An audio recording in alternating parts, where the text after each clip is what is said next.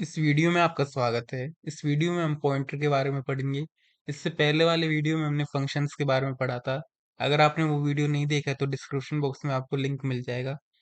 तो इस वीडियो में सबसे पहले हम पॉइंटर को समझेंगे और इसके बाद इसको प्रैक्टिकली करके देखेंगे। तो चलिए शुरू करते हैं। A pointer is a variable that contains address of data item such as variable और एरे रेदर देन वैल्यू। तो पॉइंटर एक ऐसा वेरिएबल होता है जो क्या करता है, वो किसी डाटा आइटम के एड्रेस को रखता है। और वो एड्रेस किसी भी चीज का हो सकता है, वो वेरिएबल का एड्रेस हो सकता है या फिर वो एरे का एड्रेस या किसी भी डाटा आइटम का एड्रेस हो सकता है।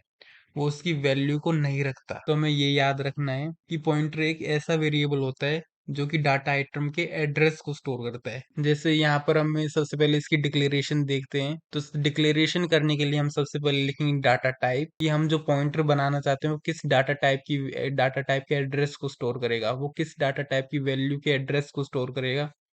तो वो हम सबसे पहले लिखेंगे।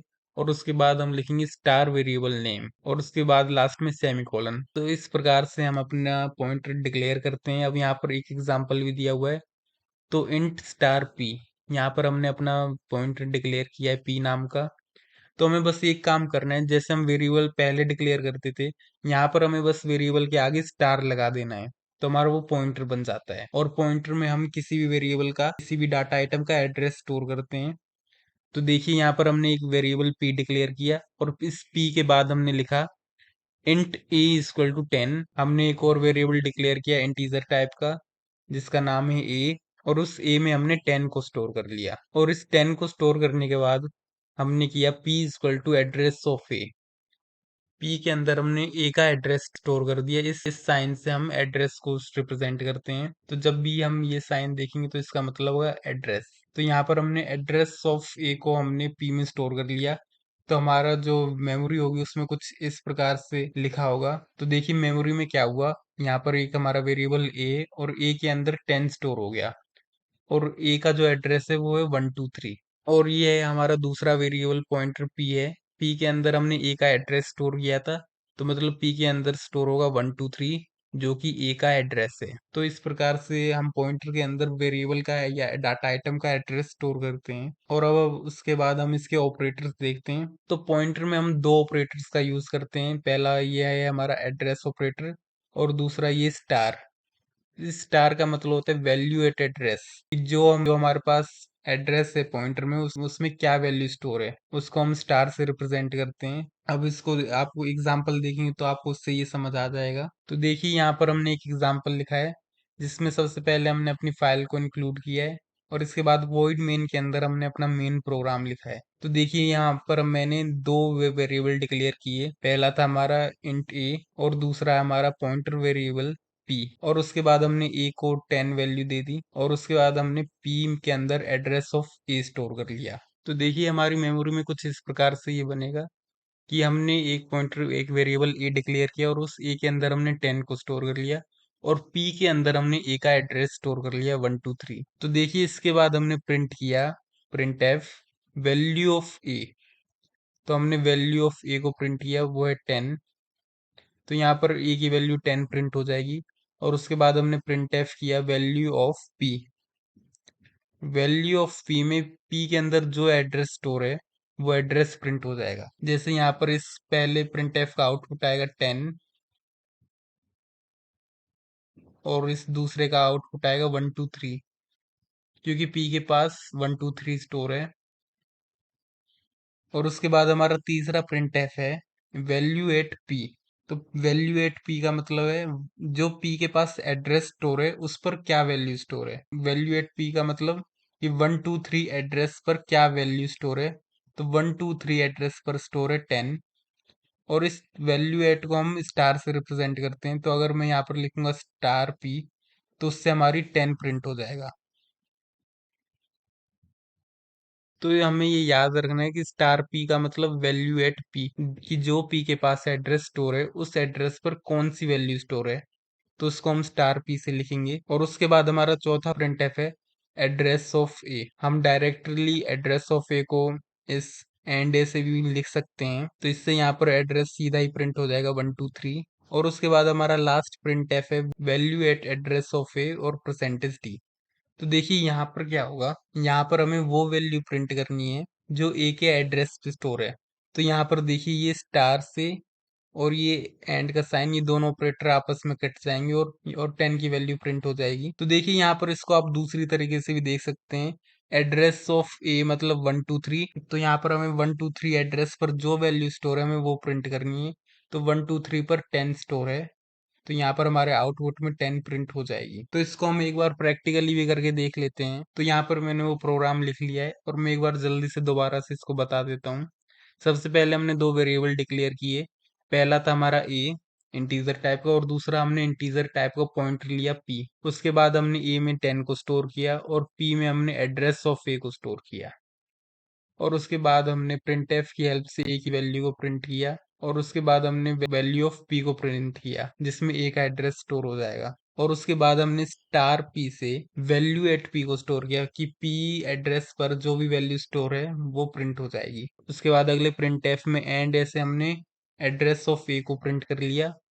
और लास्ट वाला प्रिंट एफ में हमने दोनों ऑपरेटर का यूज किया, स्टार और एंड, तो ये दोनों ऑपरेटर आपस में कट गए और यहाँ पर 10 की वैल्यू भी प्रिंट हो जाएगी, 10 ही प्रिंट हो जाएगा। तो अब हम इसको रन करके देखते हैं।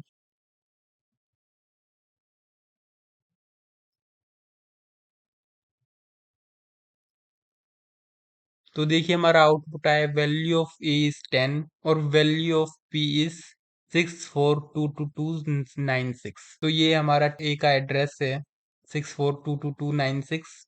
और उसके बाद यहाँ पर अगली लाइन है, वैल्यू एट पी इज 10, उसके बाद एड्रेस ऑफ ए 642296, और लास्ट में हमारा प्रिंट हुआ value eight address of A is 10। तो इस प्रकार से हमारे ये दोनों ऑपरेटर काम करते हैं। स्टार को हम यूज करते हैं एड्रेस पर वैल्यू प्रिंट करवाने के लिए और एड्रेस एंड को हम यूज करते हैं एड्रेस प्रिंट करवाने के लिए। तो देखिए अब यहाँ पर हम एक स्वैपिंग का प्रोग्राम देखेंगे, स्वैपिंग का फंक्शन देखेंगे जिसको हम सिर्फ पॉइंटर की हेल्प से ही कर सकते हैं, क्योंकि इसको हम डायरेक्ट वेरिएबल से करते हैं तो उसमें एक प्रॉब्लम आती है। तो हम प्रॉब्लम को भी डिस्कस करेंगे और उसके सॉल्यूशन को भी डिस्कस करेंगे। तो सबसे पहले मैं एक और बात बताना चाहूंगा कि किसी भी फंक्शन को हम दो तरीके से कॉल कर सकते हैं। पहला तरीका होता है कॉल बाय वैल्यू, जो कि हमने पिछली वीडियो में देखा, उसमें हमने पूरे में वैल्यूज पास की थी फंक्शन के अंदर। और दूसरा हमारा तरीका होता है call by reference. Call by reference में हम वेरिएबल का एड्रेस पास करते हैं, हम वेरिएबल को पास नहीं करते, हम वेरिएबल का एड्रेस पास करते हैं, उसको हम कॉल बाय रेफरेंस कहते हैं। तो अब यहाँ पर हम एक स्वैपिंग का फंक्शन देखेंगे। देखिए स्वैपिंग का मतलब होता है कि हमारे पास दो वेरिएबल हैं ए और बी, और हमें इन दोनों की वैल्यू को इंटरचेंज करना है। हमें ए की वैल्यू को बी को देना है और बी की वैल्यू को ए को देना है, और हमें इसको एक फंक्शन की हेल्प से करना है। तो देखिए इसको हम कैसे करेंगे। सबसे पहले हमने अपनी ये फाइल इंक्लूड की और उसके बाद हमने अपना फंक्शन डिक्लेयर किया। इसका रिटर्न टाइप हमने लिखा void, और उसके बाद हमने फंक्शन का नाम लिखा swap, और उसके बाद हमने लिखा int कॉमा int, क्योंकि इसमें हम दो नंबर पास करेंगे जिनको हमें इंटरचेंज करना है, स्वैप करना है। और लास्ट में हमने सेमीकोलन दे दिया, और उसके बाद हमने void मेन फंक्शन के अंदर अपना प्रोग्राम लिखा। int a कॉमा b, हमने दो वेरिएबल डिक्लेयर किए a और b, और उसके बाद हमने a को वैल्यू दी 10, b को वैल्यू दी 20, और उसके बाद हमने यहाँ पर लिखा printf बिफोर कॉलिंग। तो हमने फंक्शन को कॉल करने से पहले ही इन वैल्यूज को प्रिंट करवा लिया, और उसके बाद हमने फंक्शन को कॉल किया, और कॉल करने के बाद में हमने दोबारा इनकी वैल्यू को प्रिंट किया। तो इसको हम जब प्रैक्टिकली रन करके देखेंगे तो हम देखेंगे ये काम करेगा या नहीं। अब हम अपना स्वैप फंक्शन देखते हैं। स्वैप फंक्शन में हमने क्या किया, तो देखिए इसको डिफाइन करने के लिए हमने यहाँ पर पैरामीटर्स को ए और बी नाम दे दिया, तो ए और बी इसके फॉर्मल पैरामीटर्स बन गए। और उसके बाद हमने इसको अंदर लिखा इंट टी इक्वल टू ए। हमने एक नया वेरिएबल डिक्लेयर किया टी, और उसमें हमने ए की वैल्यू को स्टोर करा लिया। उसके बाद ए के अंदर हमने बी की वैल्यू को स्टोर करा लिया, और बी के अंदर हमने टी की वैल्यू को स्टोर करा लिया, क्योंकि टी के अंदर वही वैल्यू है जो वैल्यू ए में थी। तो इस प्रकार से ए और बी की वैल्यू इंटरचेंज हो गई, और बाद में हमने इन फंक्शन की वैल्यू को प्रिंट करवा लिया। तो यहाँ पर मैंने वो पूरा प्रोग्राम लिख लिया है, तो अब हम इसको रन करके देखते हैं।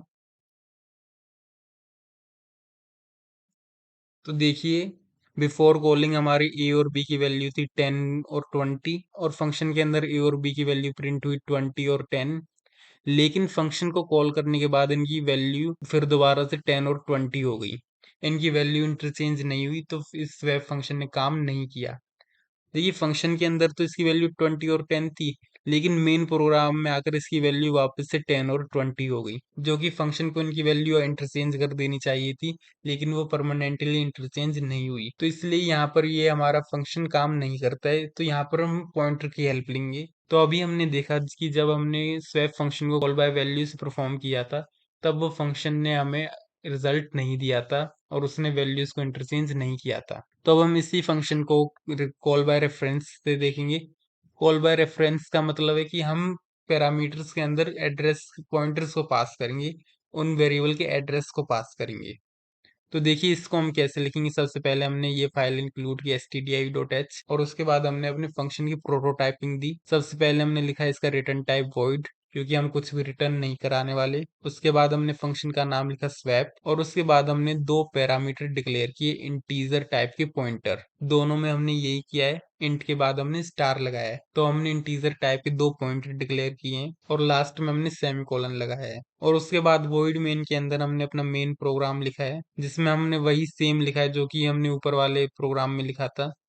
इंट ए बी दो वेरिएबल डिक्लेयर किए और उसके बाद ए और बी को वैल्यू असाइन की और उसके बाद प्रिंट एफ की हेल्प से बिफोर कॉलिंग में ए और बी की वैल्यू प्रिंट की और उसके बाद हमने स्वैप फंक्शन को कॉल किया। लेकिन यहाँ पर जब हमने स्वैप फंक्शन को कॉल किया तो हमने ए का एड्रेस पास किया और बी का भी एड्रेस ही पास किया है। तो हम यहाँ पर ए और बी के एड्रेस की जगह इनको किसी और पॉइंटर में स्टोर कराकर भी पास कर सकते थे और हम ऐसे सीधा भी पास कर सकते हैं। तो हमने यहाँ पर इन दोनों के एड्रेस को पास किया और लास्ट में हमने यहाँ प्रिंट एफ में आफ्टर कॉलिंग के बाद भी इनकी वैल्यूज को प्रिंट करा लिया।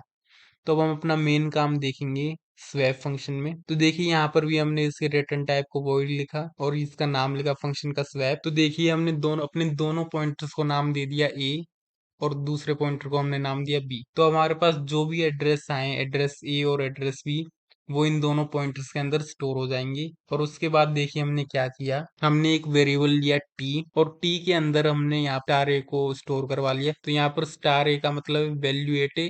ए के पास ए हमारा यहाँ पर एक पॉइंटर है और ए के पास ये वाला एड्रेस है जो कि यहाँ पे पास हुआ है। तो इस एड्रेस पर जो भी वैल्यू है वो हमने टी में स्टोर करा ली और उसके बाद हमने वैल्यू एट ए पे वैल्यू एट बी को स्टोर करा लिया। तो मान लीजिए यहाँ पर इस ए वेरिएबल का एड्रेस था 123 और इस बी का एड्रेस था 213। तो यहाँ पर स्वैप फंक्शन की हेल्प से इस पॉइंटर ए में स्टोर हो गया 123 और इस इंट बी पॉइंटर में स्टोर हो गया 213। तो देखिए यहाँ पे क्या हो रहा है, टी हमने एक नया वेरिएबल डिक्लेयर किया है इंटीजर टाइप का और उसमें हमने वैल्यू एट ए यानी ए एड्रेस पर जो वैल्यू स्टोर है हमने उसको इस टी में स्टोर करवा लिया। तो यहाँ पर टी में 10 स्टोर हो जाएगा और उसके बाद हमने लिखा value at a equal to value at b. तो देखिए इसका क्या मतलब हुआ कि वैल्यू एट ए मतलब ए के एड्रेस पर वैल्यू एट बी स्टोर हो जाए, कि बी के एड्रेस पर 213 पर जो वैल्यू स्टोर है वही वैल्यू यहाँ पर ए के एड्रेस पर स्टोर हो जाए। तो यहाँ पर 20 स्टोर हो जाएगा और उसके बाद हमने लास्ट लाइन में लिखा है at value at b equal to t, p pointer के एड्रेस पर जो वैल्यू स्टोर है वहां पर टी की वैल्यू स्टोर हो जाए। तो इस प्रकार से यहाँ पर 10 स्टोर हो जाएगा। तो देखिए पिछली बार हमने क्या किया था, पिछली बार हमने वेरिएबल चेंज किए थे, वेरिएबल आपस में इंटरचेंज किए थे, लेकिन यहाँ पर हमने एड्रेस पर परमानेंट एड्रेस पर वैल्यूज चेंज की है। तो अब की बार ये हमारा स्वैप फंक्शन काम कर जाएगा क्योंकि हमने एड्रेस पर ही वैल्यू चेंज कर दी है। क्योंकि पिछली बार क्या हुआ था कि हमने लोकल वेरिएबल डिक्लेयर किए थे और वो लोकल वेरिएबल केवल एक फंक्शन के अंदर तक ही सीमित रहते हैं, जबकि यहाँ पर हमने परमानेंटली एड्रेस में ही चेंज करना पड़ा है। तो इसको हम याद रखेंगे और यहाँ पर हमने लास्ट लाइन में प्रिंट एफ में वैल्यू एट ए और वैल्यू एट बी को भी प्रिंट करा लिया है, जो कि इन दोनों जगहों पर प्रिंट हो जाएंगे। तो यहाँ पर मैंने वो पूरा प्रोग्राम लिख लिया है जिसमें हम कॉल बाय रेफरेंस से फंक्शन को कॉल करेंगे। तो मैं एक बार दोबारा ये थोड़ा सा हिस्सा बता देता हूँ सेव फंक्शन के अंदर का, कि यहाँ पर हमने क्या किया। यहाँ पर हमने सबसे पहले दो पॉइंटर वेरिएबल डिक्लेयर किए ए और बी और उसके बाद हमने T equal to value at A किया कि ए के एड्रेस पर जो वैल्यू स्टोर है वो टी में स्टोर हो जाए। और उसके बाद हमने किया value at a equal to value at b कि वैल्यू एट ए में बी की वैल्यू स्टोर हो जाए। और लास्ट में हमने किया value at b equal to t कि बी के एड्रेस पर टी की वैल्यू स्टोर हो जाए। तो इस प्रकार से हमने परमानेंटली एड्रेस में ही वैल्यूज को चेंज कर दिया। तो अब हम इसको रन करके देखते हैं। तो देखिए अब की बार बिफोर कॉलिंग हमारे वेरिएबल थे 10 और 20, और उसके बाद फंक्शन में इनकी वैल्यू चेंज हो गई 20 और 10, और उसके बाद आफ्टर कॉलिंग भी इनकी वैल्यू चेंज ही रही 20 और 10। तो इस प्रकार से इस प्रॉब्लम को हम कॉल बाय रेफरेंस सॉल्व कर सकते हैं। और इसके बाद कई और प्रॉब्लम हैं जिनको हम कॉल बाय रेफरेंसेस सॉल्व कर सकते हैं।